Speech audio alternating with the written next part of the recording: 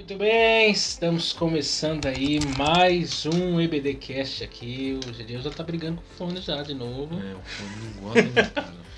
Semana passada vocês viram aí, né? Nossa surpresa aí, mas estamos dando segmento agora. Hoje é um tema bem interessante, né? Surgiram inclusive algumas polêmicas alguns tempos atrás, né? No final do ano passado, na verdade. Em questão a guerra da Rússia e a Ucrânia, né? Muitos estavam confabulando, dizendo que já seria o Gog e Magog. Mas daí a gente vai estudar o texto, vai analisar a palavra de Deus, você vê que não tem nada a ver Rússia e Ucrânia e Gog e Magog. E nós vamos observar isso hoje aqui. Mas o tema aí também é bem espinhoso hoje. Hoje, se o podcast durar aí 30 minutos, você já sabe do porquê. Porque nós estamos na Terra Seca. A terra seca chegou aqui, a terra espinhosa, os cardos, abrolhos chegaram nas lições aqui. Nós vamos tentar hoje arar essa terra. Chamar Eliseu, que arava a terra. A 12ª jumenta de boi. Pra ver se sai alguma coisa dessa terra aí. Então eu quero que vocês desde já se inscrevam aqui no canal. Deixa aí o joinha de vocês. Compartilhem. Quanto mais vocês compartilham, mais nós alcançamos pessoas aí. Tem um vídeo nosso aí que tá famoso, né? Estamos sendo ora elogiados, ora condenados. Nosso vídeo lá da Nadir, lá chegando a 10 mil visualizações, praticamente. Ele provoca. E, né? Fazer o que, né? Mas faz parte. Nós vamos rodar nossa vinheta aí e nós voltamos.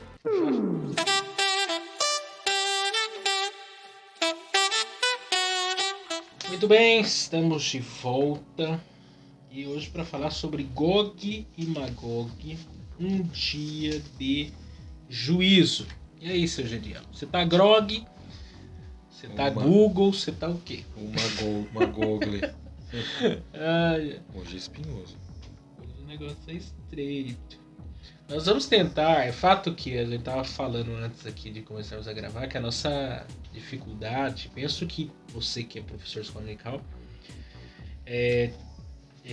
terá a mesma dificuldade que é achar aplicações.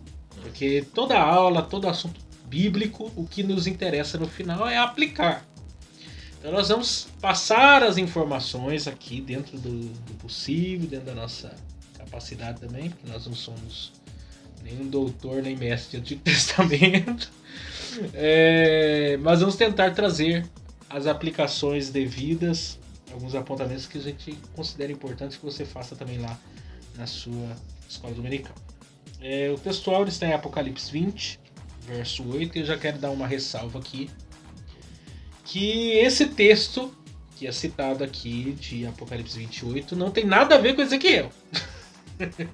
Ezequiel, a guerra de Gog e Magog em Ezequiel é uma coisa, a guerra de Gog e Magog, ou o que é citado de Gog e Magog no Apocalipse é outra coisa. É que eles só usaram os nomes para falar que vai haver também uma ação. Exatamente. Mas não que seja... Acho que isso aqui é importante aí, porque senão nós pegamos várias coisas na Bíblia, jogamos no liquidificador, bate tudo e dá pro povo comer e acho que é tudo a mesma coisa. Vai sair tudo perfeito. Não é bem por aí, não. Vamos assassinar a hermenêutica meio da exegese, senão nós vamos complicar as coisas. Vai ter sido assim: sairá a enganar as nações que estão sobre os 4 cantos da terra, Gog e Magog, cujo número é como a areia do mar, para as ajuntar empatadas. Então essa daqui, essa guerra que é a guerra do Armagedon. Sim. Mas é usado até pelo fato de falar dos 4 cantos, né, da terra também. Usa Gog e Magog porque está fazendo menção a um ajuntamento muito grande de pessoas que vão estar, vamos dizer, debaixo de uma autoridade que é a autoridade satânica, porque se o diabo vai ser solto, é ele que vai arregimentar. Se ele vai arregimentar, é ele que é a autoridade naquele momento. Mesmo sendo ele, como diz Martinho Lutero, o cão na coleira de Deus. Então ele tem a autoridade dele, porém, ele é controlado. Então essa guerra, apesar de receber o nome de Gog e Magog, é o Armagedon. Mas o que nós vamos estudar já é uma outra. Porque na verdade o que nós vamos estudar, pensar aqui, é penúltima guerra, né? Antes do Armagedon. Sim. Né? Antes da última batalha, vamos colocar assim, de fato. Então essa é uma guerra, se a gente colocar numa ordem, né? É a penúltima, intensa. E que se você é da Assembleia de Deus, acredita na visão escatológica da Assembleia de Deus, você nem vai estar aqui para ver essa guerra acontecer. Na melhor das hipóteses. Agora, se você tá meio em dúvida, se prepare que você vai porque ver. é aquilo que eu tava conversando com você. Essa guerra de Gog e Magog da lição de hoje, ela pode ser aplicada no contexto pós-tribulação. Sim. Surge os 7 anos, finaliza os 7 anos, inclusive se cumpre aquela profecia Acho que a lição ela fala de Zacarias, em algum momento sobre isso. Que o espírito de súplica desce sobre Israel, eles clamam pelo Messias, o Messias vem. O Messias vindo, ele neutraliza toda essa ação dos inimigos de Israel, instaura o milênio. Para quem é dessa linha mais dispensacionalista. Agora, para quem é pós-tribulacionista... milenista... o milenismo já não acredita na literalidade do milênio. Não se enquadra em nada disso aqui. Verdade prática, a palavra profética anuncia que antes da restauração espiritual de Israel, virão Gog e seu bando para invadir a Terra Santa, mas eles serão derrotados. Qual que é a aplicação que a gente já faz aqui? O cuidado de Deus para com a nação dele. Sim. Deus não vai abrir mão de Israel. Deus que cumpre as suas promessas. Não vai abrir mão de Israel. Em todos os momentos.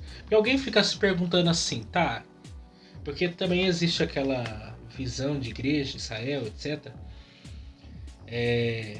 Deus se esqueceu de Israel? Não. As promessas que Deus fez para Israel ficou no passado, porque a igreja hoje está em ascensão, e aí? A igreja é o novo Israel, então o Israel desaparece. A ideia do relojoeiro. Deus vai lá, cria a nação de Israel como um relógio, dá as cordas, vai lá, gira lá o ponteiro das cordas e deixa o léu. Não. É o mesmo Deus que fez as promessas lá atrás, Abraão, Isaac e Jacó, é o mesmo que sustenta até os dias atuais, sem mudar uma vírgula, um ponto, sem nada. E o que Deus falou com Abraão? Em ti serão benditas todas as famílias da terra. Então, o seu progenitor... Vamos ler, eu vou ler. Deixa eu ver se aqui vai estar melhor. Eu vou ler aqui mesmo. Ezequiel 38, leitura bíblica. O outro fato, você que vai ministrar essa aula aí, você deve ler minuciosamente capítulo 38 e 39, que é uma profecia em 2 capítulos, né? 2 partes, você tem que se aprofundar nesses 2 capítulos aí para você entender. Capítulo 38, versos 1 a 6, diz assim: a mensagem do Eterno veio a mim, filho do homem. Anuncie Gog, na terra de Magog, príncipe de Meseque e Tubal, profetiza para ele. O Eterno Senhor diz: ouça esta advertência, Gog. Estou contra você, príncipe de Meseque e Tubal.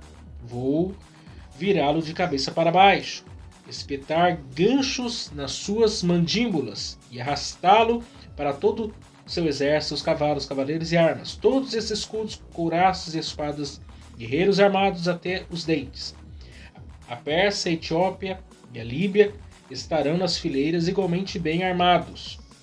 Também estarão ali Gomer e seu exército e Bet-Togarma do norte com seus exércitos. Muitas nações estarão com você. Capítulo 39, versos 1 a 10 diz: filho do homem, profetiza a Gog, diga a mensagem do Eterno: Senhor, estou contra você, Gog, príncipe de Meseque e Tubal. Farei você se voltar para as montanhas de Israel e o arrastarei desde o longínquo norte. Então vou arrancar o arco da sua mão esquerda e as flechas da sua mão direita, e você será morto nas montanhas de Israel com todas as suas tropas, e qualquer um que esteja com você, servirei você como comida para os abutres e para os animais selvagens que andam em busca de alimento. Você será morto em campo aberto, dei a minha palavra, é o decreto do Eterno Senhor. Vou incendiar Magog e as ilhas distantes, nas quais o povo parece estar tão seguro, e eles perceberão que eu sou o Eterno. Revelarei meu santo nome no meio de meu povo Israel. Nunca mais permitirei que meu santo nome seja arrastado na lama. Assim as nações perceberão que eu, o Eterno, sou o santo de Israel. Está chegando a hora, sim, vai acontecer. É o dia de que falei a vocês.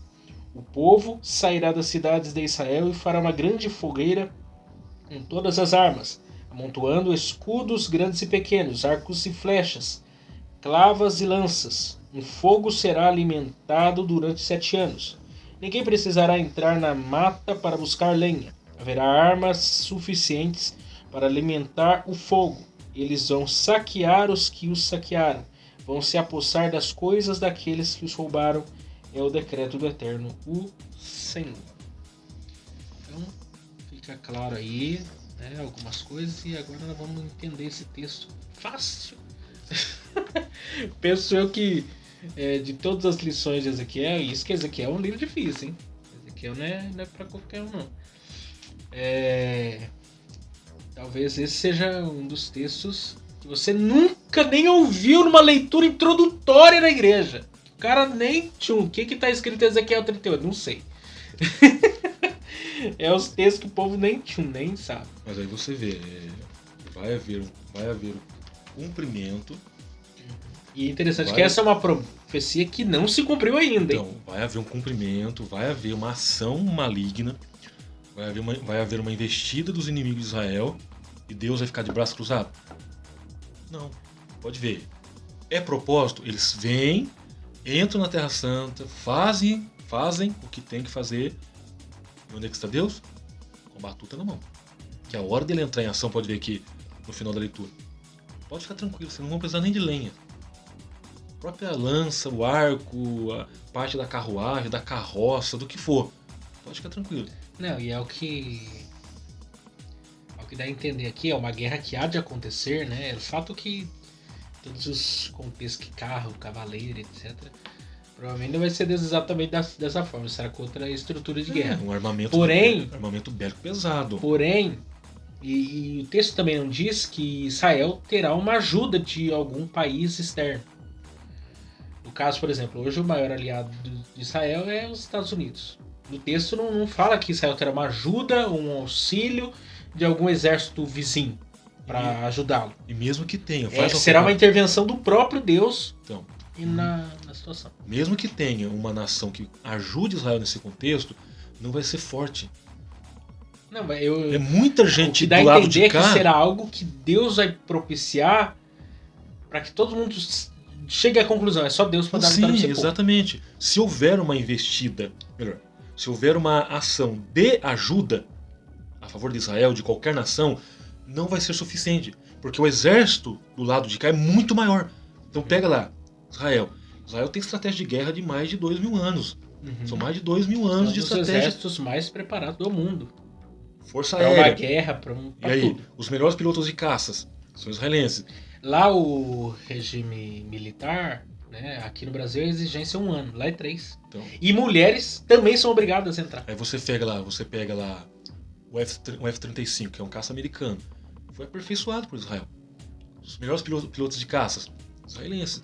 Você pega lá a bateria aérea israelense. É uma das mais potentes do mundo. Não, sabe aquele Vale de Israel, alguma coisa assim? Vale de Israel. É um lugar geográfico em Israel que diz que embaixo dali é um lugar que é onde provavelmente culminará a Guerra do Armagedon. Naquela parte de baixo ali é todo dominado pelo exército. Se acontecer uma guerra, aquilo ali se abre tudo em guerra pra todo. Míssil pra tudo quanto é lá. É que é a questão. Alguém pode olhar, Israel é o quê? Porque se você olhar pra Israel, é menor que Sergipe. Então, é isso que eu falar. Pega Israel. Vamos colocar essa mesa aqui. Essa mesa, qualquer outra nação, Israel é o celular. Olha a proporção. Então é aquilo que você falou, é tamanho de um estado, é o tamanho de um estado dentro do Brasil. Aí você fala, mas é pequeno. É pequeno. Você pega a Guerra dos 6 Dias. Várias guerras que aconteceram contra Israel, inclusive guerras recentes, inclusive até na Ucrânia. Houve ação divina, sim, houve intervenção divina. Então, vão atacar Israel? Vão. Israel vai ter aliado? Pode ser que sim. Apesar de que a Bíblia não diga quem é, ou se vai haver, não disse quem. Mas se houver, Miquel, não vai ser suficiente Não, para porque poder ajudar Israel. essa aula eu até falei com o Jediel, conforme eu for citando algumas coisas aqui, porque eu vou tentar editar esse nosso podcast, pra gente colocar até alguns mapas para você que tá acompanhando, porque a gente vai falar de algumas localidades, e eu pelo menos falo por mim, eu não consigo entender se você não me mostrar no mapa ali, eu fico perdido. Porque às vezes você fica perdido com tanta informação. E esse texto vai dar muita informação. Inclusive, povos que são citados aqui já nem existem mais, muitos deles na sua Por inteireza. exemplo, quem são os persas hoje? É o Irã. E que é um inimigo bom para Israel como o Irã? Irã, Iraque. Sim, porque vocês perceberão que nisso tudo que a gente está falando aqui, existem. Todos esses países que serão citados aqui, eles têm algo em comum. Que são os amiguinhos de Israel, né? Os árabes. Eles têm um inimigo em comum, né? Porque os árabes, eles têm as brigas entre eles também. Mas existe uma coisa que eles odeiam mais do que eles mesmos. Cristão e judeu. Então, na hora, é aquele negócio que no caso dele, existe uma frase, né, ditado, né, o que nos une é maior do que nos separa.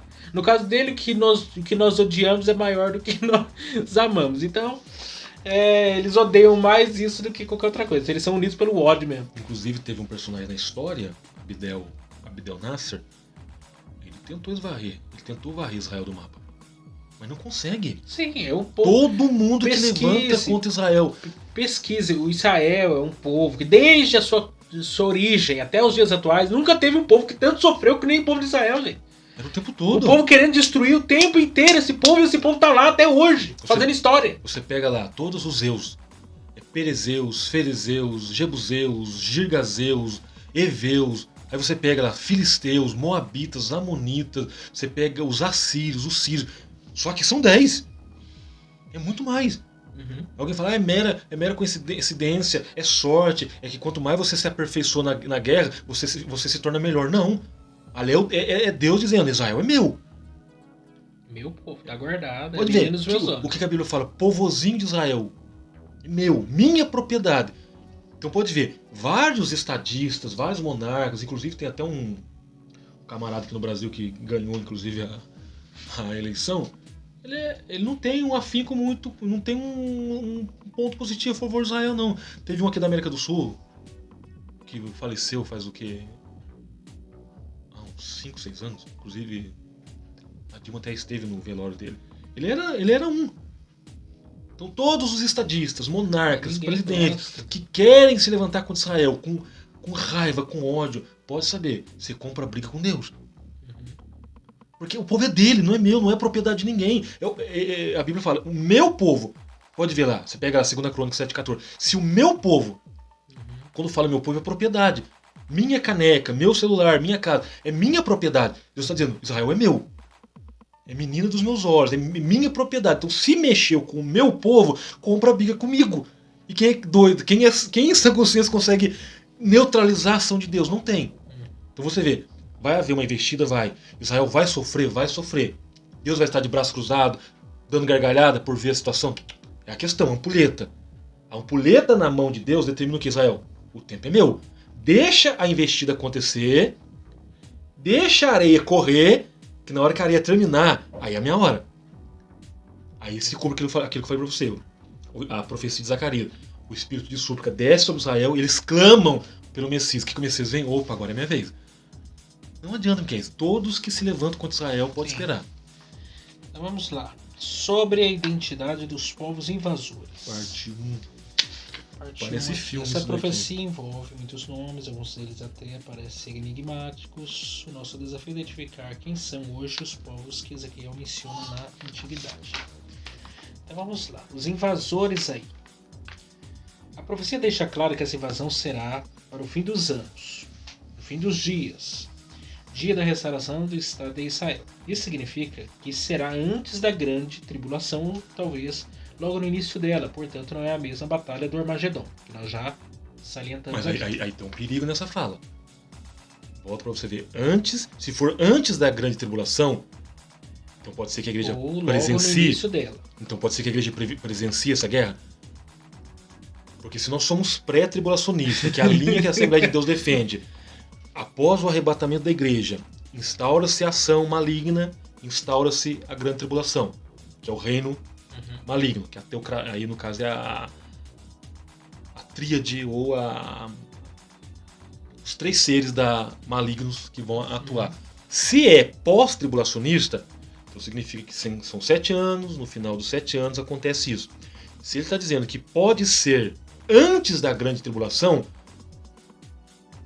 então pode ser que nós vamos vivenciar, ou ver, ou participar Ou no no sentido de início dela. visualizar. Só que daí entra aquilo que a gente está falando. Numa visão escatológica da Assembleia de Deus, a igreja é arrebatada antes. Então isso aí seria... Arrebatamento secreto antes da grande tribulação, no caso. Então, Agora, se for antes da grande tribulação... Existe essa incógnita aí dentro dessa perspectiva escatológica aí. Então, se for antes da grande tribulação, então pode ser que... O que a gente pode afirmar aqui que não... a guerra do Gog e Magog não tem nada a ver com a guerra do Armagedon. Isso nós podemos a afirmar. guerra do Armagedon é lá para o final do...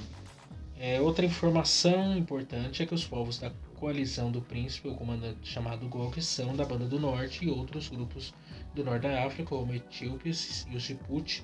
Capítulo 9 descreve a derrocada de Gog e seus confederados. Essa informação geográfica é vaga e muito genérica, considerando a vasta extensão territorial, a multidão de povos que habitam ali.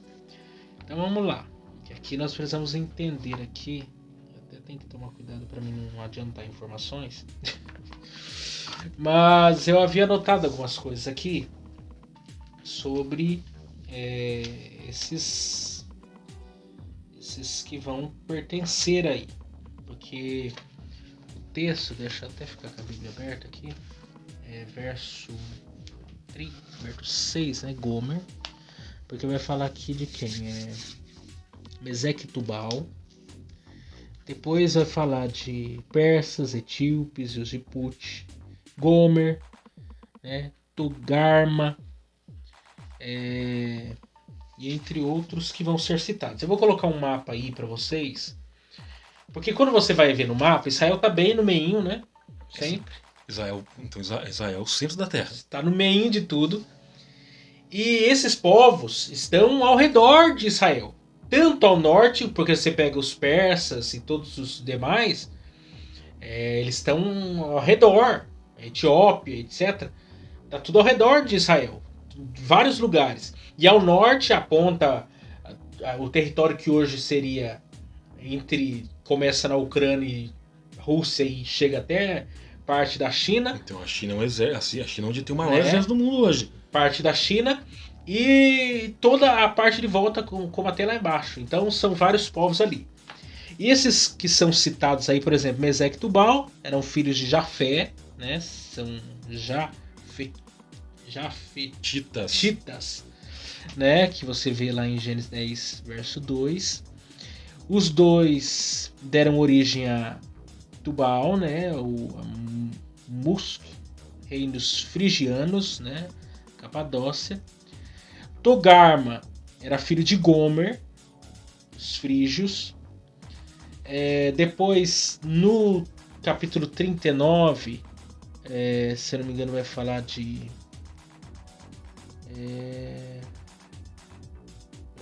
tem a expressão Ros, né? Tudo indica que também tem a ver com Rússia. E tem lá os persas, né? Put, que hoje seria a Líbia. Etiópia, que era Cush, né? E tantos outros que são citados aqui. Eu até tinha feito, vou colocar também aí para vocês aí uma tabelinha aí que tem Sem, Cã e Jafé, né? Que eram os filhos de Noé lá. E por exemplo, Elam hoje é o Irã, né?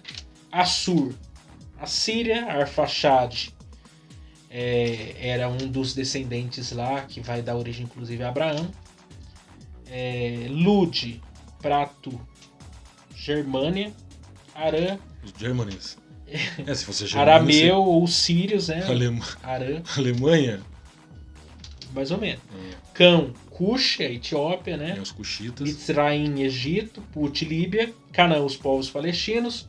Aí Jafé, temos Gomer, que hoje é a Turquia, Magog, que nós vamos ver depois, que são sítios, Madai, Medos ou curdos, Javã, a Grécia, Tubal, Turquia, Mesec, Turquia, e Tiros, pelagianos do Mar Egeu, e etruscos também, da Itália, né? Que depois vai dar origem a Roma, os romanos como um todo. Então todos esses povos aí que são citados aí fazem parte desses nomes aqui, né? Que deu origem a muitos povos, etc. aí. Que todo esse povo aí vai pertencer a essa guerra que é citada aqui, a guerra de Gog e Magog. Porque o que há em comum aqui desses povos, que é o que é interessante? Quando você olha para hoje, e nós estamos olhando para a realidade do hoje, você olha para todos esses povos, o que tem em comum? É os árabes, é os muçulmanos. Você pega a Europa daqui 20 anos, mais ou menos, não vai existir mais a Europa. Porque, se eu não me engano, para uma nação sobreviver tem um X número de filhos, né? A Europa, os caras têm 1,8, se eu não me engano, isso de alguns anos atrás, nem de hoje, né? Deve ter muito menos. São países velhos, de pessoas velhas. 1,8 filhos por casal. Os árabes têm 5. Por um. Por família. Os Então caras podem ter 4 mulheres. Então é 5 por 1, exemplo. Se uma família muçulmana, o cara tem 3 mulheres, faz a conta. Se cada mulher tiver 5, são 15. Então é 15 por 1, porque é um genitor, é um homem que teve 15. Então. Ele, apesar de ter 3 mulheres, mas a gente soma assim. É um homem com 3 mulheres, mas cada mulher teve 5. 5, 10, 15. 4. Então, eu tô chutando 3. Dá 15 filhos. Então, 15 por 1. É 15 filhos por causa de 1. Se ela tem 4, se ele tiver 4, aí são 20. É 20 por 1. Já pensou? Agora na Europa não. Você pega Portugal, vários países, já são países velhos. Sim. Se tiver lá 100 casais... Pra vocês terem uma ideia, a França. A França é o maior país da Europa. Geograficamente. E se eu não me engano, populacionalmente também não está muito atrás, não. Porque a Europa, quando a gente olha para o Brasil, que é um país continental, de estados gigantescos, por exemplo, o estado de São Paulo, até um tempo atrás, eu acho que já deve estar mais do que isso, mas 40 milhões de habitantes. Então, só o estado de São Paulo. Pega o estado de São Paulo e compara com o país. Só para você ter uma ideia, estado de São Paulo e a França. A França tem 70 milhões de habitantes. Quer dizer, São Paulo tem mais da metade da quantidade de habitantes que tem na França. Outro detalhe, se nós pegarmos 2 estados brasileiros, ultrapassa a França. Então, aí você pega a França. O exército da França não é composto por franceses. Eles têm lá existe um nome, esqueci agora. Eles têm o exército deles que é composto por pessoas de outros países. Esqueci o nome do exército lá. Por quê? Por causa disso que ele tá falando aqui. Não tem filho, não tem gente nova pra compor o exército em grande escala. Então eles fazem o quê? Eles aceitam imigrantes pra entrar se ele está no exército deles. É legião. O exército legião. Não é da boa vontade. Não é, que inclusive muitos da América do Sul, Brasil, Argentina, Bolívia, Peru, esses países da América Latina, saem daqui com a roupa do corpo, vão lá, se alistam, fazem pelo processo, se forem aceitos, entram e podem ficar 5 anos, são os 5 anos de treinamento, e depois disso eles ganham cidadania no país. Podem continuar no exército ou saem. Aí você vê, se a gente pegar 10 famílias europeias, dessas 10 famílias, vamos dizer que 4 famílias têm filhos, então são 4, 6 já não tem. Essas 6 vão envelhecendo, já não tem filhos. Essa família que teve 4, então essas 4 famílias que tiveram filhos, os filhos vão crescendo, casam. Qual que é a probabilidade dessas 4 pessoas que cresceram e casaram terem filhos? É menor, por causa do contexto. Não, fora que a cultura não é uma cultura pós-cristã na Europa, então o casamento não é muito popular. Então, por causa disso. Eles têm aquela vida sem compromisso, que é a vida de Salomão no pecado, é o harém. Então não tem necessidade de você casar, e isso tá entrando no Brasil, inclusive, essa cultura aí. Só que o que acontece? Daqui 20 anos, chutando, a Europa vai ser massivamente o quê? Árabe. Muçulmana. De modo que a cultura europeia vai ser absorvida pelos árabes. E aí?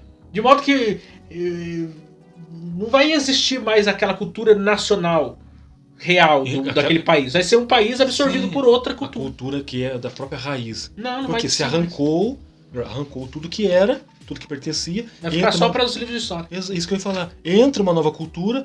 Você quer saber alguma coisa da França? Vai ler. Se você for pra França daqui 30 anos, Vai ser os sheiks. daqui 30 Vão ser os anos, governantes. eu quero passear pela França. Não tem mais. Você pode estar no solo, mas você não sente mais a visitar os cultura. museus, você vai conhecer lá a história deles, mas do povo mesmo em si, você Então. só vai conhecer árabe lá. Você não vai sentir a cultura. Por quê? Por causa que vai virar comum. Então o que acontece? Isso é o que tem de comum.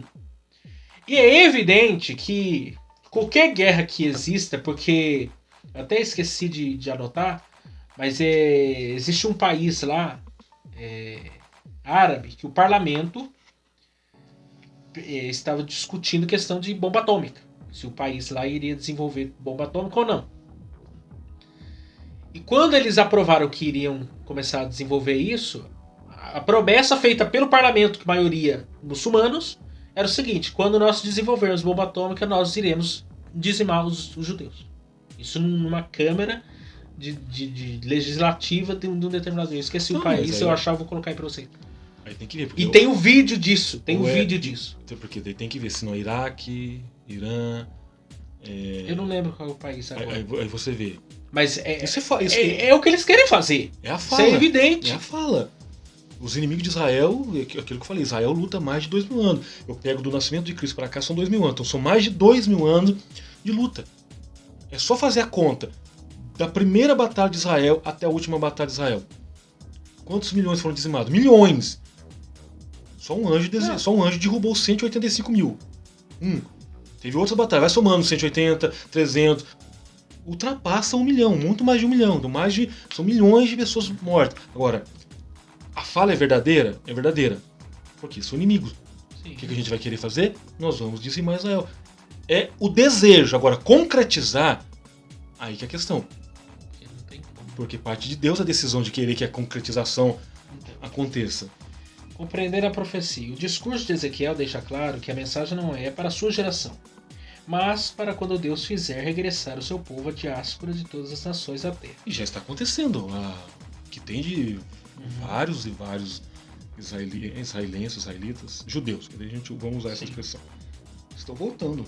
Como a profecia para um tempo ainda distante, esses oráculos divinos foram vazados na linguagem da época do destinatário original.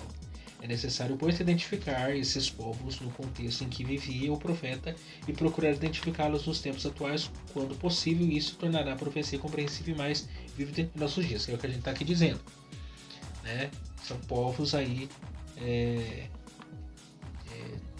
ao redor de Israel aí, e que hoje tem outros nomes. Né? Agora vamos para o Gog aqui. Gog aí só aparece em Ezequiel, De Segunda Crônicas. né? Tanto o capítulo 38 como 39, e depois de 1 Crônicas 5 verso 4, que são descendentes de Rubem aí, e na revolta de Satanás em Apocalipse 20 verso 8, que é o texto que nós lemos. Alguns a enciclopédia judaica aqui identifica como rei Giges, também conhecido como Gogo, da Lídia. Você não vai falar Google, como Google. Da Lídia, região da Anatólia, na atual Turquia asiática. Mas, né, o que é mais aceito aqui é que seja um título. Gog é como um título, né? Como o faraó, Czar, o César, né, o Czar da Rússia, o César. O que é mais provável é que seja um título. Eu até tinha anotado em algum outro lugar aqui, acho que foi no livro que fala. Ele fala sobre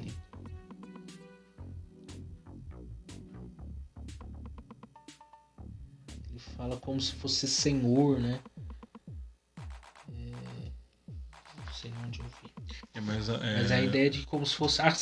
não. É mais à frente que vai falar dele novamente da posição que ele exerce. É melhor, é ligado como se fosse um soberano, um senhor. Então é mais que Gog então seria isso. É uma posição, um título, né? Alguém aí. Que na minha ótica revela alguém que está pensando. Tem uma cabeça, sempre tem. Nenhuma guerra surge do nada, né? Tem uma massa pensando. Tem alguém que está pensando a guerra. Então, quando o texto está falando de Gog, está falando de alguém, né, que vai estalar os dedos aí, vai juntar os pauzinhos aí, vai fazer uma coordenação com esses povos aí, todos aí. Todos os seus confederados. Vai chefiar o negócio aí e vai atacar o povo de Israel. Essa é a mais... Isso é interessante porque isso dá muito nó na cabeça, né? Vamos ser sinceros que isso dá muito nó, porque se estivermos correto quanto ao início disso aqui, seja pós Grande Tribulação ou início da Grande Tribulação, tribulação. Isso vai dar muito nó de interpretação, por conta até mesmo do anticristo, né? Porque a igreja nesse momento vai estar vivendo vai estar encurralada, o anticristo vai estar para se levantar no mundo, né? Cristo vai surpreender com o sopro da sua vinda. Quer dizer, a temperatura já vai estar alta em muitas questões. Até essa questão. Como que a gente vai identificar uma coisa com a outra? Mas aí que Deus vai dando clareza. Deus vai dando clareza pra gente ter uma compreensão das profecias. Porque eu não quero acreditar que Deus vai deixar as profecias assim... se confundir ou se misturar. Né? Imersa na confusão. Então, conforme vão acontecendo os fatos, nós vamos entendendo. Não, aqui tá bom. O barril que tá cheio. Porque essa questão, pra mim, o anticristo já está no mundo? Quero acreditar que sim. Não sei a idade, fazem especulações, já disseram que era o Papa, coitado de João Paulo II, já foi embora. Já falaram do Mikhail Gorbachev, só porque tem um mapa na testa. Não sei o que a mãe dele fez com ele, acho que chapou a testa dele com alguma coisa. Já falaram do Macron, já falaram do Obama. Então não sabe, eu não posso especular. Uma coisa na teologia que todo estudante tem que aprender, não fale o que a Bíblia não diz. Não diga o que a Bíblia não está falando. Se andou de chinelo, é chinelo. Se andou de sapato... a Bíblia não fala, eu não dou palpite. Exatamente, eu não me atrevo, porque a Bíblia não é minha. Se fosse o meu livro, eu poderia dizer, olha, eu não coloquei, mas a informação é essa. Se Deus não deixou essa informação, por quê? Tem um propósito, olha, eu não deixei a informação agora, a resposta agora. Mas conforme vão passando os tempos, agora, tem um propósito de Deus, é Deus quem quer isso para a nação de Israel. Eu quero acreditar que isso é predestinado. Vamos entrar também na questão, Deus quer que isso aconteça? Se Deus quer que isso aconteça, esse camarada que vai se levantar como cabeça dos confederados, ele é o quê? Ele é alguém que está, de fato, dentro de um propósito. Se Deus, olha, Israel, eu quero que aconteça isso com você, porque eu já tenho alguém que vai se levantar. Mas pode ficar tranquilo. Repito, é a fala de Lutero. O diabo é o cão na coleira de Deus. A ideia de cão é controle. É Deus o controlador. Quem que é o anticristo? Não sei. Quem que é esse tal de Gog aí? Será que ele tá... Eu tô brincando aqui. Quem é esse tal de Grog? Será que esse Gog aí, eu tô brincando, não tá enrustido atrás do Google lá?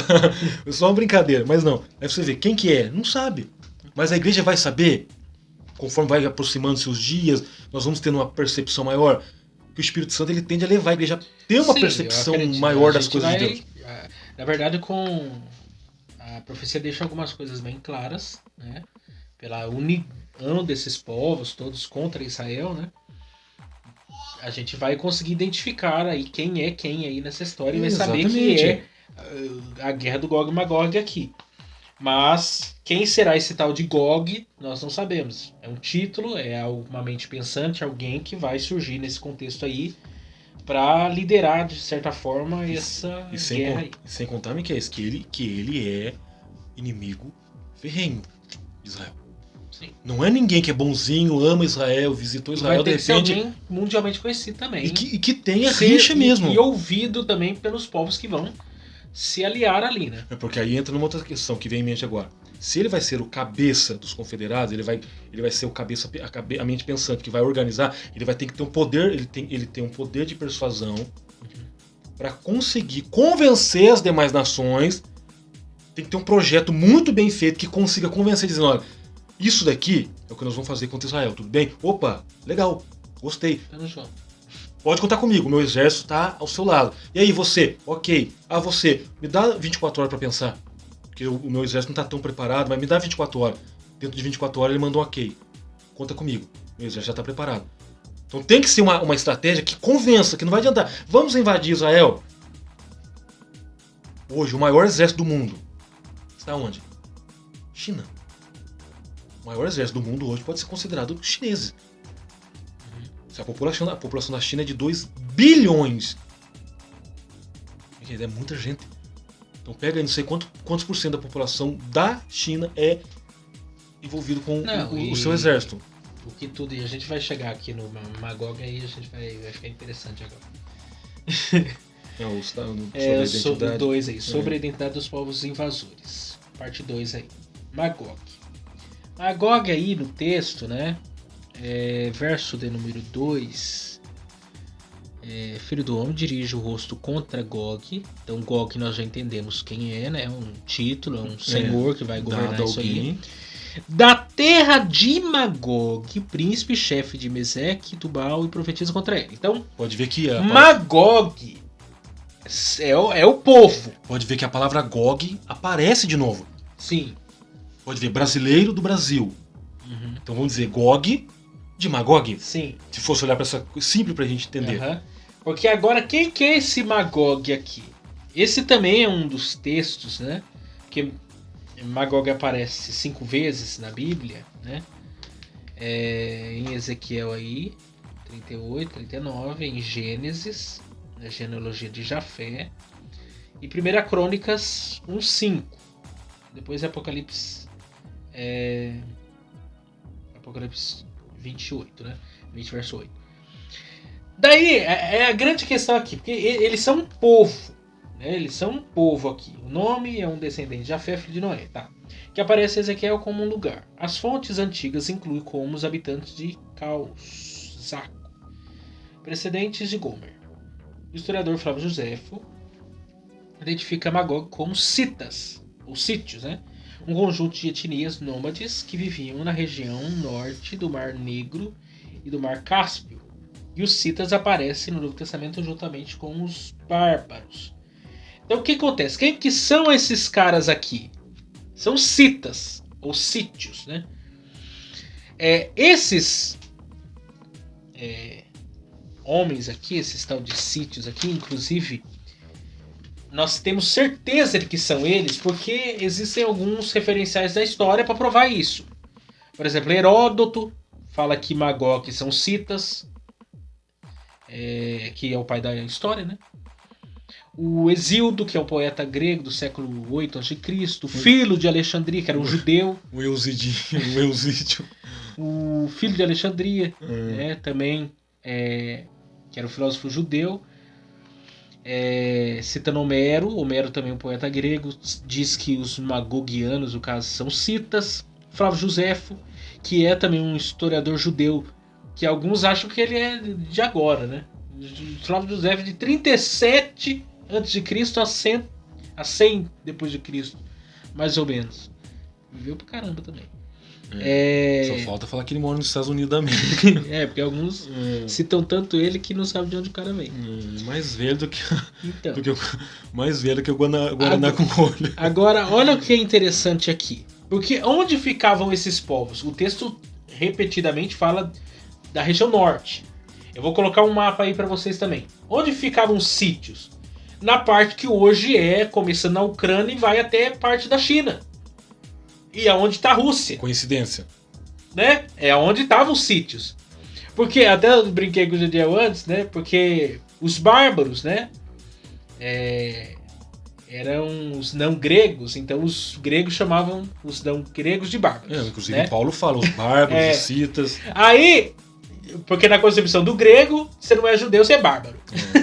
Isso é rude. Só que os citas são os bárbaros dos bárbaros. É a ralé da ralé. Se existem os não gregos, né, que são os bárbaros, quem são os mais bárbaros do que os bárbaros? Os citas. É a ralé da ralé. É o povo mais cruel que existia mesmo. Isso é interessante porque as muralhas da China foram construídas para impedir a invasão dos magogianos. Porque eles eram povos que conquistavam. Né? No texto vai falar sobre as flechas, né? Porque eles eram flecheiros que usavam as duas mãos para atacar e com muita agilidade, inclusive. Né? Eles tinham uma agilidade muito, muito forte. Inclusive, isso é usado como referência aqui por Ezequiel. Porque Deus dizendo assim, a habilidade que você tem como é boa não vai adiantar. Que eu vou acabar com isso aí. Aquilo que você acha que é vantagem não vai ser vantagem para você. Eu vou pegar você pelo colarinho. Exatamente. Até aquilo que você acha que vai ser positivo para você. É porque não isso é vantagem para a nação. Quanto mais estratégia eu tiver, é melhor no ataque. Tem até a citação do Flávio Josefo, que ele diz assim: Magog originou os magogianos e, portanto, deu seu nome a eles.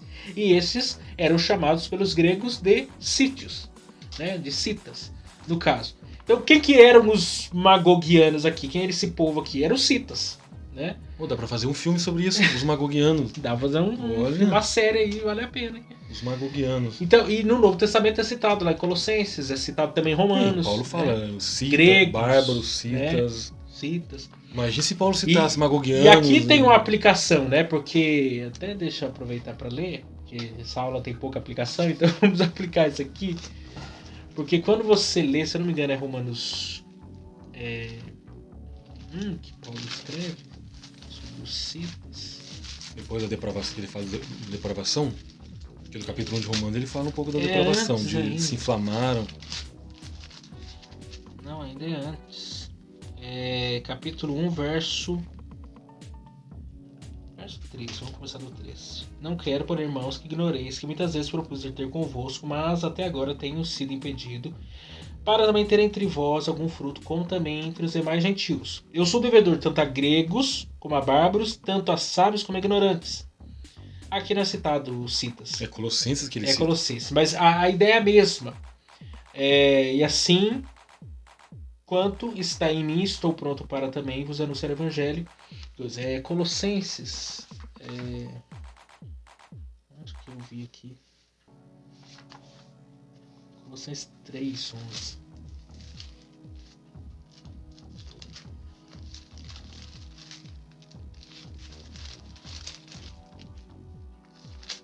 Colossenses 3, verso 11. Onde não há grego nem judeu, circuncisão nem incircuncisão, bárbaro, cita, servo ou livre, mas Cristo é tudo em todos. Lá ele fala, não sou devedor tanto a gregos quanto a bárbaros, etc. Isso mostra a inclusão que o evangelho tem em relação à mensagem de Cristo. A salvação. Que a salvação não é para grego, não é para judeu, não, é o evangelho para todos. Indiscriminadamente. Inclusive os citas, que são os bárbaros dos bárbaros. A raça mais ruim, o evangelho também tem por propósito salvar esse povo aqui. Isso é para você ver como que o evangelho ele tem um alcance, uma extensão gigantesca. Então, que ficou claro aqui. Então, Gog, título, Magog, os citas, né? Os citas. Meseque e Tubal, né? Tubal e Meseque são dois dos 7 irmãos de Jafé, filho de Noé. Os filhos de Jafé são Gomer, Magog, Madai, Javã, Tubal e Meseque e Tiras. Esses dois jafetitas deram origem a Tubal e Musque, reinos frígios da Capadócia, na Anatólia, segundo inscrições assírias. Nessa coalizão aparece mais uma família de Jafé. Togarma, filho de Gomer. Gomer é o primeiro da lista dos filhos de Jafé. Ele é identificado desde a antiguidade com povos de cáustico. Então, quem que eram esses povos aí? É o que eu falei anteriormente. Gomer, Turquia.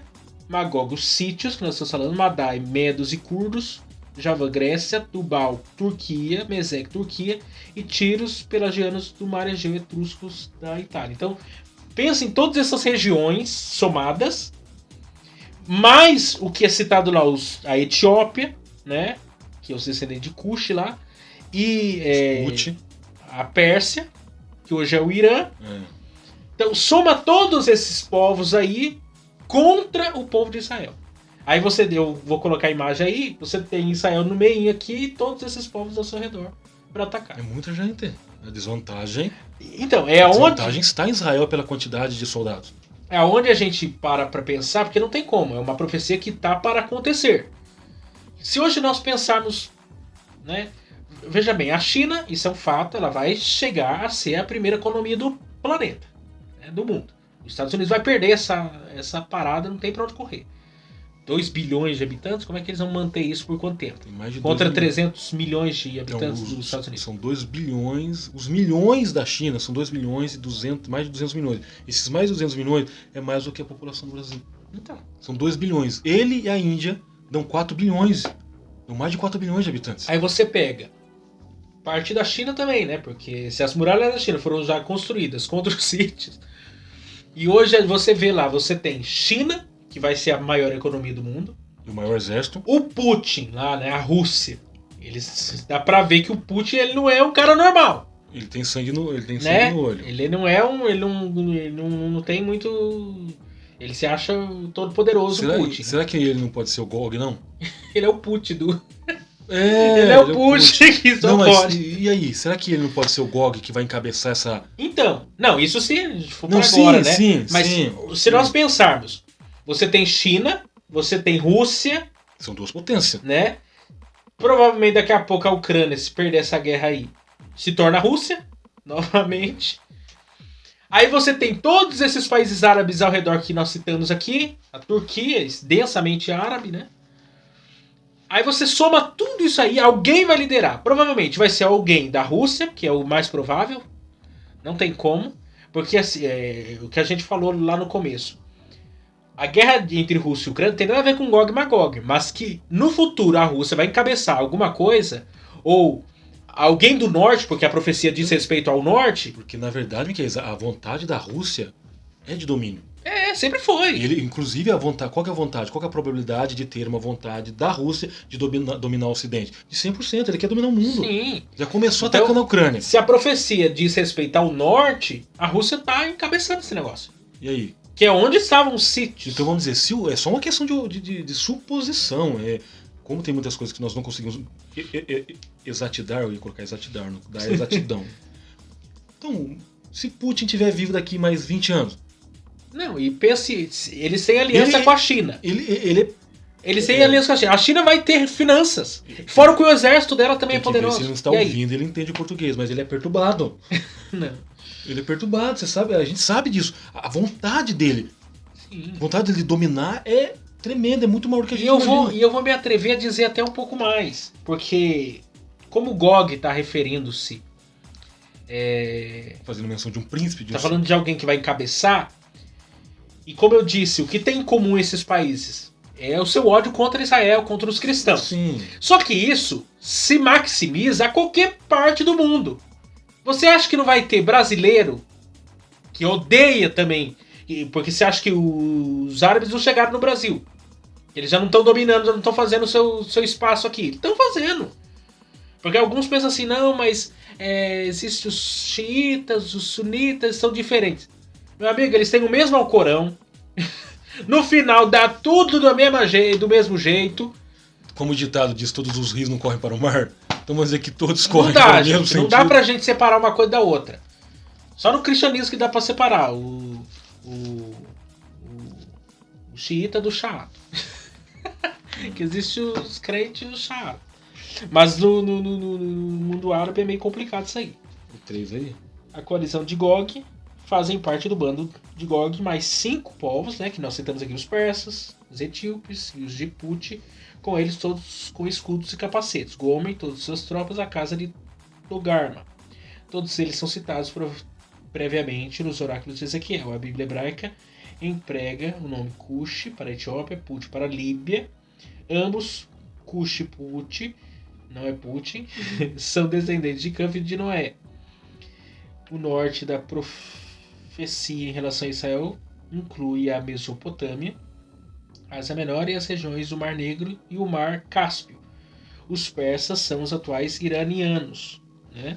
A Pérsia teve o nome mudado para Irã em 1935. Então, some todos esses povos aqui, some todo esse povo aqui contra o povo de Deus. Como que Deus vai reagir a isso daí? Porque existem alguns enigmas do texto, né? Que deixam claro o seguinte: Deus, na verdade, vai atraí-los para Israel e vai destruí-los propositalmente. Quer dizer, eles acharão que estarão no controle do negócio e vão tomar a dianteira Sim. E na verdade é Deus que está no controle da soberania. Exatamente. Colocando. É como Deus disse para Moisés lá, diante do Mar Vermelho, ele falou assim: eu vou pelejar contra vocês. Pelejar por vocês. Eu vou pelejar por vocês.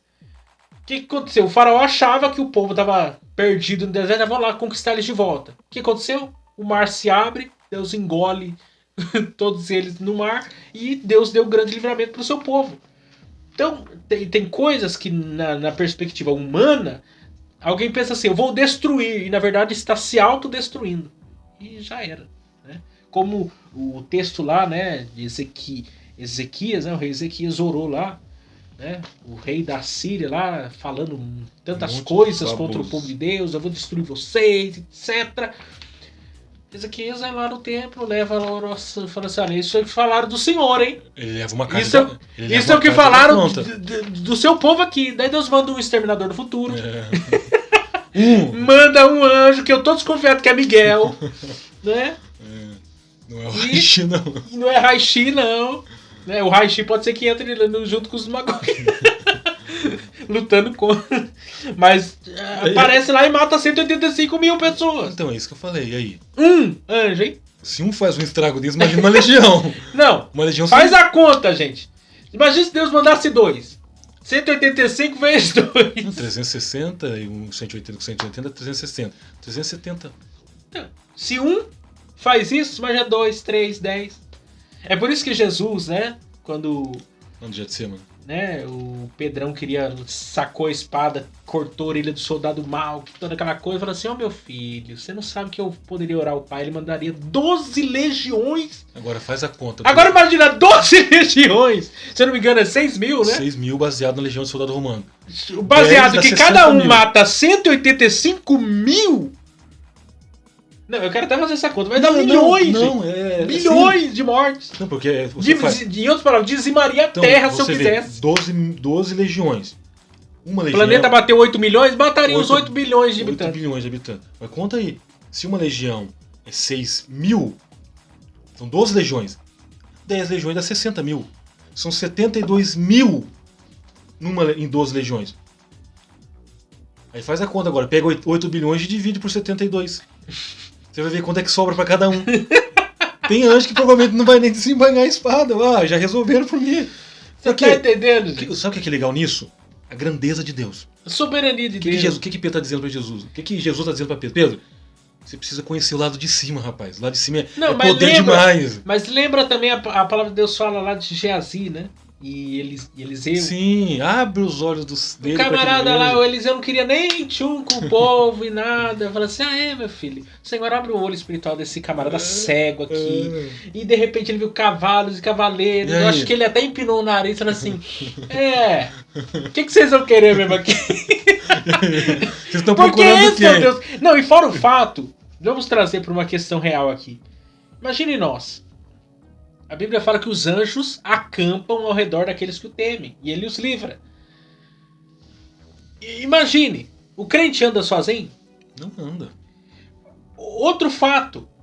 Quando a gente pensa no cuidado de Deus, na providência de Deus em relação a essas questões, existem batalhas do campo espiritual que eu não estou vendo, que eu não sei. Existem inimigos que eu não vejo, que o Jediel não vê, mas que existem. E quem está pelejando por nós? Quantas não foram os livramentos, quantos não foram as pelejas que nós vencemos na eternidade a gente no campo espiritual coisa. E a gente não sabe. A gente vai saber de muita coisa. Se no aspecto espiritual Deus está o tempo inteiro trabalhando ao nosso favor, pela sua infinita misericórdia e graça, que dirá em questões reais, né, guerras entre nós aqui. Você acha que ele não vai cumprir? E outra coisa, mostra a grandeza de Deus, o fato dele ser imutável, das suas palavras não terem o poder de voltar para si vazio, porque se ele prometer, ele vai cumprir. Qual que é a fala de Deus? Deus falando, eu zelo pela minha palavra. O Senhor não muda o dízimo. Não, eu zelo pela minha, eu falei. Se está determinado para que haja um cumprimento, ela vai se cumprir, ponto final. Não tem sombra de variação. Pode ver que ninguém convence Deus. E aí, senhor, o senhor não quer mudar de ideia? Deus fala, mudar de ideia acerca do quê? Não, sabe a profecia que o senhor falou? Não, eu não vou mudar de ideia. Uma vez dito, o dito será cumprido. Aí você vê como que Deus ele é soberano e transcende tudo. Pode levantar todo o exército satânico, todo o exército humano, com todo o armamento bélico, os mais poderosos que existem. Deus só faz isso. Só isso. Olha como que é interessante a questão do centurião. O Senhor, diga apenas uma palavra. Uma palavra de Deus, que é suficiente para dizimar, para E um cara que mudar o caos. sabia o que era o poder da palavra, porque ele vivia isso. Faz isso, faz aquilo. Faz Uma aquilo. palavra. Se Deus disser uma palavra contra os seus inimigos, porque a ideia é assopro da sua boca, pode ser o soprar, pode ser uma voz de comando. Aí você vê, soberania. Deus não perde, não perdeu e jamais vai perder. O trono dele é inabalável. Não, e como o texto aponta pra isso, como se fosse uma armadilha, né? O povo tá achando. É como feitiço caindo contra o feiticeiro, né? Eles pensam que eles estão atacando e na verdade. Estão recebendo ataque. Exatamente. Lembra de Acabe? Deus falou assim: você vai morrer. Ele falou assim: não, vou enganar Deus. Aí o cara falou: vou me disfarçar de soldado, ninguém vai saber que eu tô lá no meio. Deixa Josafá. Josafá vai na frente. Você tocou na sua, que ele pra mim tinha coisa de falcatrua. Vamos dizer, dá um jeito de dizimar Josafá. Josafá, vai vestido de vestes reais aí, e eu vou vestido de soldado. O que deve ter passado na cabeça de Acabe? Não, o rei, eles sempre vão querer o rei. Não, isso é tão interessante porque alguém pensa que uma flecha... Olha o que uma flecha pode fazer. Porque imagina quantas flechas não foram lançadas naquela guerra. Então, mas aquela flecha que atingiu Acabe tinha alvo. Mas aí você vê, e ele jogou ao esmo. Esmo. Sabe quando você atira do nada assim? Ah, vou atirar, pode atirar. Uhum. Tudo bem, atira, é como se Deus pegasse mas Deus a flecha. Pega a flecha e fala, você vem aqui, ela... Vem aqui, serva. É mais ou menos. Serva do... Ele é o dono do vento, né? Ele fala assim, o vento sopra pra cá agora. 30 graus à direita, à esquerda. Agora, velocidade máxima. Isso Pronto. prova que Deus não é Deus de acaso. Deus é Deus de propósito. Sim. Né? Seja para trazer bênçãos para o seu povo ou para trazer juízo para o seu povo. Porque a grande questão no contexto aqui é o juízo de Deus. Sim. Sobretudo contra essas ações, que está pautado lá na profecia, na promessa que Deus fez a Abraão desde o início. Abençoarei os que te abençoarem e amaldiçoarei os que te amaldiçoarem. Sim, exatamente. Se ele se levantar a favor, eu vou dar bênção. Se levantar contra, eu vou trazer maldição. Que eu terei misericórdia de quem eu quiser. E Acabou. ponto final. Agora, você tocou no assunto. Abraão e Sara geram Isaac, ambos geram Isaac, Isaac Jacó e Esaú, aí vem vindo, vai aumentando. Abraão, fique tranquilo. Quem te abençoar, tá ok comigo. Agora, se te amaldiçoar, eu compro a briga. Porque você é meu.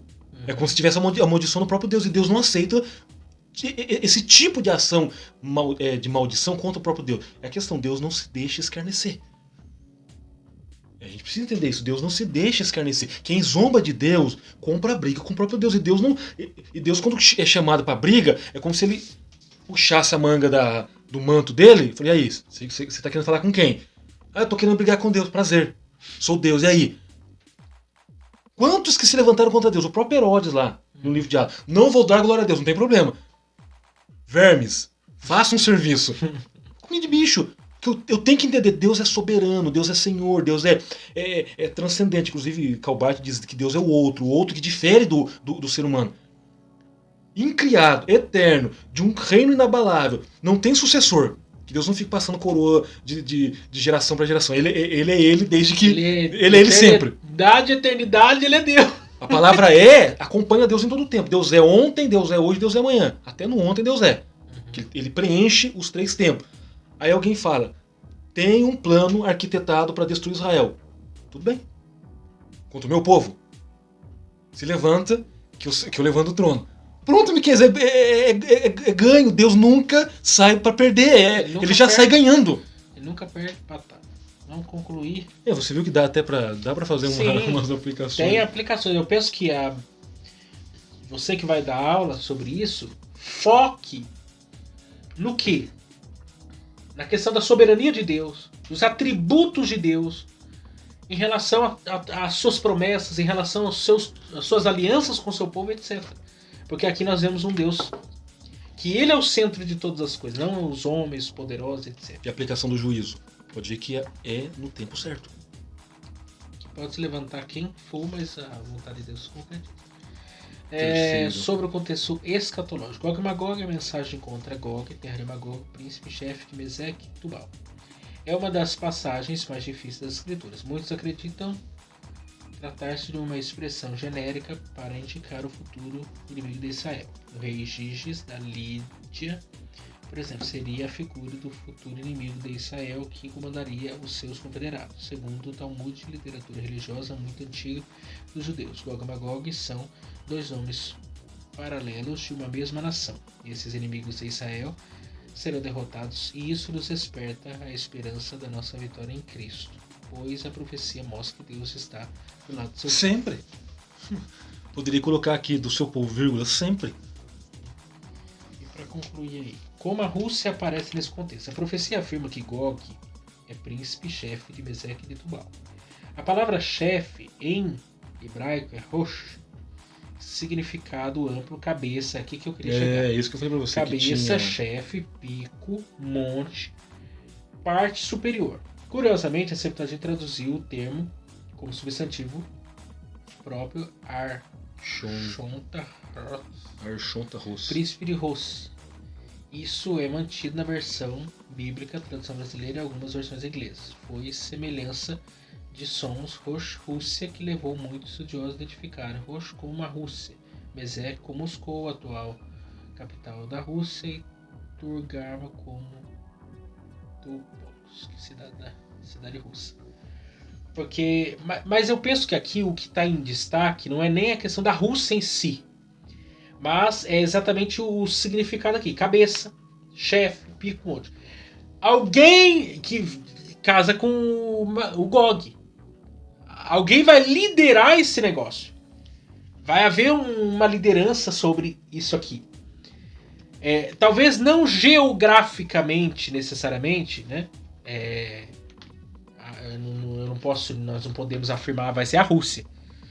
Não tem como afirmar uma coisa dessa. Porém, o que eu posso afirmar sobre isso? O que podemos afirmar isso? Que haverá uma liderança desses povos magogianos, né? Desses povos todos que foram citados aqui, alguém vai liderar essa situação. E aí nós vamos identificar, peraí.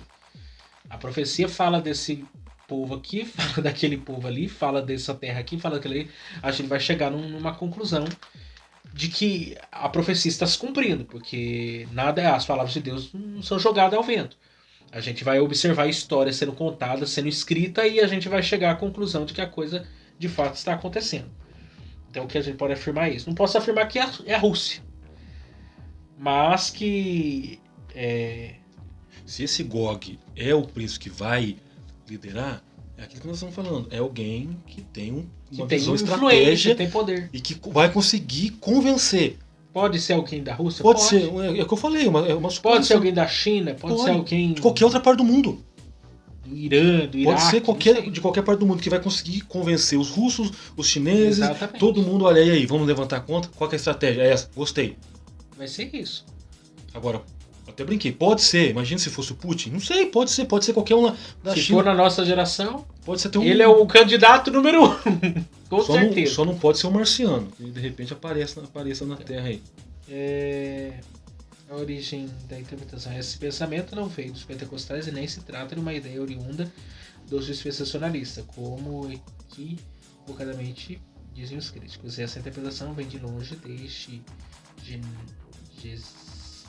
Gesenius, famoso orientalista alemão. Em seu lexo hebraico, Rosh, em Ezequiel 38:2, são os russos. Depois da Guerra Fria, o assunto foi ficando no esquecimento, mas com a guerra da Ucrânia em 2022, a relação entre Rússia e o Ocidente está voltando no cenário mundial, o que era antes a queda do Muro de Berlim em 1989. O que na verdade aqui o comentarista Ezequiel Soares quer dizer, está querendo dizer é aquilo que eu falei, o que nós não cremos. O que nós não cremos? Que a guerra da Ucrânia e da Rússia seja Gog e Magog. Sim. Nós também não podemos afirmar eu não posso afirmar, olha, quem vai liderar essa guerra, ou a pessoa, o Gog que vai liderar essa guerra vai ser um russo. Também a gente não pode afirmar isso. O que a gente pode afirmar é que sim, haverá alguém que vai liderar, e todos esses povos, incluindo a Rússia, China, o maior exército e etc, chinês, vai sim pertencer, vai se juntar contra o povo de Deus. Aí você vê, por a gente Deus não está preocupado com quantidade. Pode ver. O exército da China, o exército da Rússia, todos os demais exércitos, é muita gente comparado com o exército de Israel. Mas aí nós voltamos naquela questão. Derrubou 185 mil. Então se Deus determina alguns dos servos dele para defender Israel, Miquel, é suficiente, pode ser 5. Deus aponta o dedo lá no meio de 1 bilhão de anjos lá. Vocês 5 aí, pode descer. Pronto, é para já. Acabou, Miquel. E eles sabem por que eles estão descendo. Porque eles servem a Deus dentro do propósito de Deus. Se Deus tem um propósito de guardar Israel, eles também têm. Pode ver que eles estão na mesma mentalidade de Deus. Eles vão descer para a terra perguntando o que a gente vai fazer lá. Eles já sabem, porque eles observam o cenário, sabem que Israel está sendo atacado. Então eles vão num ato de obediência. Agora, a dimensão de Israel comparado com os demais países, com as demais nações que vão enfrentar Israel, é como se a gente pegasse que 5 contra 1000. Não, e eu fico impressionado com a questão de Israel, porque alguém se pergunta, mas qual é o ódio tão grande contra os judeus? Porque é por causa de dinheiro? É por causa de, sei lá, status? É por causa de quê? Não. É uma questão espiritual, religiosa, né? Abraão é responsável pelas 3 maiores religiões do mundo, o judaísmo, o islamismo, né? E o cristianismo. E o cristianismo. As 3 maiores religiões do mundo estão ancoradas em Israel. Então, a briga maior é espiritual, é religiosa. Não tem nada sobrenatural em Israel que alguém possa olhar assim. Nossa Deus, o que tem tão especial aqui? É uma questão espiritual. Tem. A questão é espiritual. É o fato de Deus ter escolhido aquele povo, aquela nação. E de onde é que vem o Salvador? De trazer ali o Salvador, o Messias prometido, para que todo mundo saiba. Tem o meu Salvador, o meu povo, a minha história tem ali. E aí? Aí o povo olha para tudo isso e não quer de modo algum. E quem que agora, vamos lá. Se tem Gog, que vai encabeçar, vamos colocar ele como aquele que vai encabeçar essa guerra, quem é que está por trás de Gog? Quem é que está por trás de Magog? Só tem um. Que é o próprio diabo. Uhum. Na verdade, é ele quem é o estrategista. Que insere na mente do ser humano esse ódio. Aí o ser humano falou, eu odeio Israel. Porque aí entra a questão do pecado, entra a questão espiritual. Quanto mais inimigos Israel tiver, para o diabo é melhor, porque são também inimigos, são servos dele. Os inimigos de Israel são servos. Mas é aquilo que eu já falei aqui em outras oportunidades. As pessoas não têm. Se você falar, se você criar um Deus, o diabo vai criar um Deus. Aí ele cria um Deus lá bacana, cria uma imagem lá, cria uma nova religião. O pessoal, ninguém vai se importar. Agora, quando fala-se do Deus judaico-cristão, revelado da palavra de Deus, um Deus santo, irrepreensível, justo, bom, as pessoas não querem. Por quê?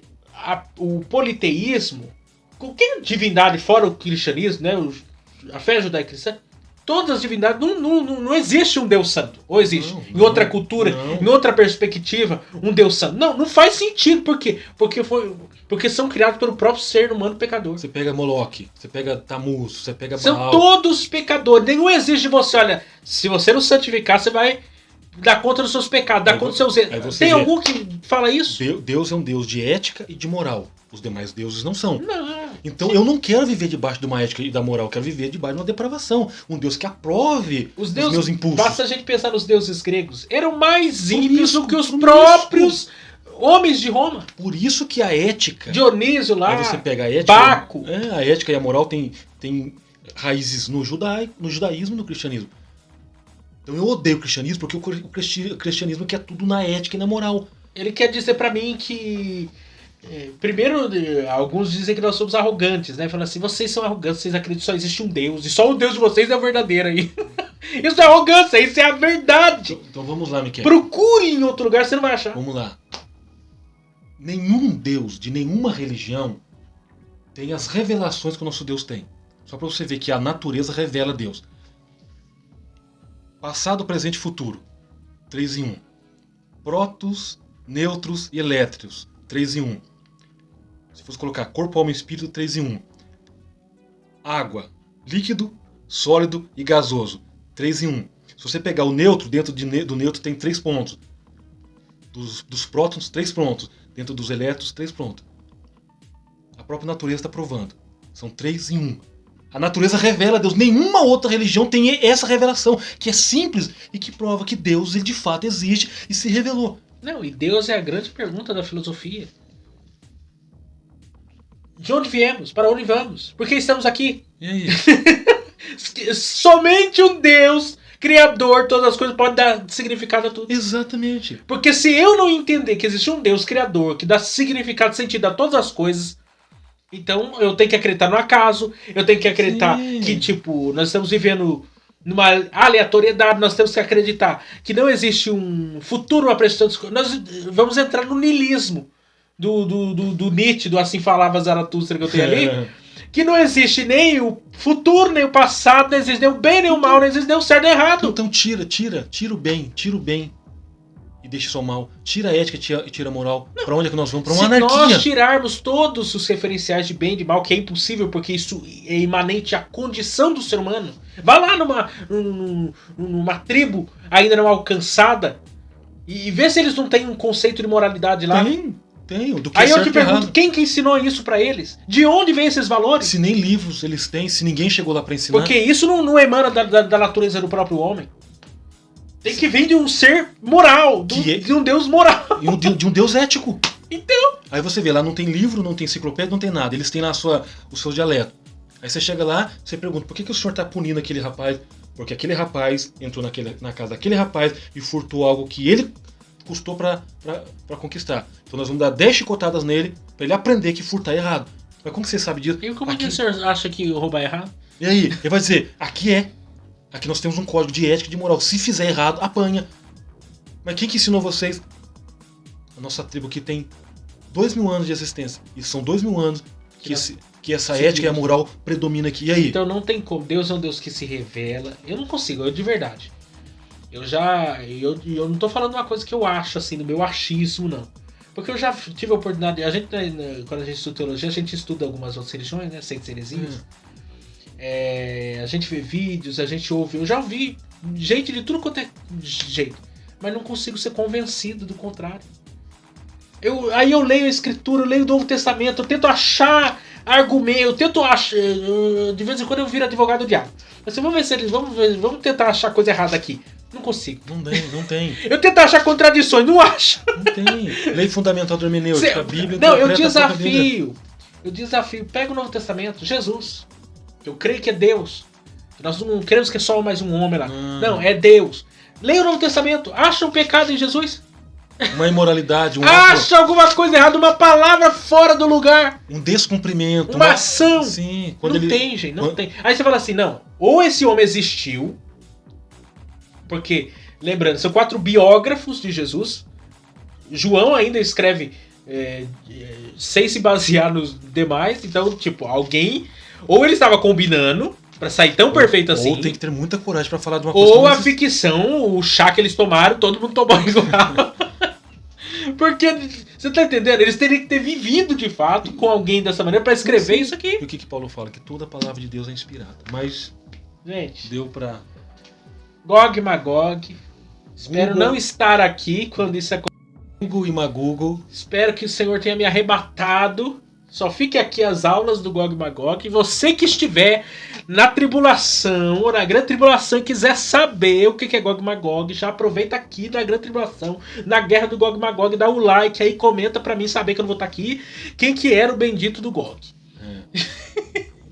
O Magog eu sei quem que é, mas o Gog eu não sei quem vai ser. Então comenta aí. Fica a dica. Fica aí, porque a internet é maravilhosa. Eu tô deixando a herança pra história aí. Né? Sim. Se o YouTube não sair do ar um dia, o canal não for sumir, desaparecer, quem sabe? Vai viajar no tempo essa aula aqui. Mas Deus abençoe vocês até semana que vem.